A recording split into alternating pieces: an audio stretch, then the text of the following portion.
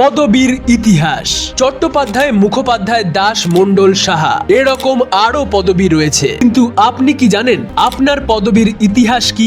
বলছি। প্রাচীনকালে কোনো পদবী ছিল না। পদবীর সৃষ্টি প্রায় 800 বছর আগে মধ্যযুগে সামন্ত ব্যবস্থার ফলে। বাংলায় আদিসুর নামে এক রাজা ছিলেন। তিনি পুত্রেষ্টি যজ্ঞের জন্য পৌরোহিত্য করতে বর্তমান উত্তরপ্রদেশের কনৌজ থেকে শাণ্ডিল্য, কাশ্যপ, বাৎস, ভরদ্বাজ এবং সাবর্ণ গোত্রধারী 5 জন ব্রাহ্মণকে বাংলায় নিয়ে আসেন। তাদের মূল কাজ ছিল পূজা অর্চনা করা এবং টোল খুলে শিক্ষা দান করা। শিক্ষা দান করতেন বলে তাদের বলা হতো উপাধ্যায়। তাঁরাই বর্তমানে চ্যাটার্জি, ব্যানার্জি, মুখার্জি, গাঙ্গুলি এবং ঘোষাল। এদের মধ্যে যাঁরা শুধুমাত্র বেদ পড়াতেন তাদের বলা হতো মুখ্য উপাধ্যায় বা মুখোপাধ্যায়। অনেকের মতে এদের বাস ছিল বাঁকুড়ার মুখটি অঞ্চলে। বাংলাদেশের চট্টগ্রামের শিক্ষক বা বর্ধমান জেলার চাটতি গ্রামের শিক্ষকদের বলা হতো চট্ট উপাধ্যায় বা চট্টোপাধ্যায়। প্রসিদ্ধ শিক্ষক বা বন্দনার যোগ্য শিক্ষকদের বলা হতো বন্দনেয় উপাধ্যায় এবং সেখান থেকে আসে বন্দ্যোপাধ্যায়। অন্যদিকে বর্ধমানের গাঙ্গুর গ্রামে বাসরত শিক্ষকদের বলা হতো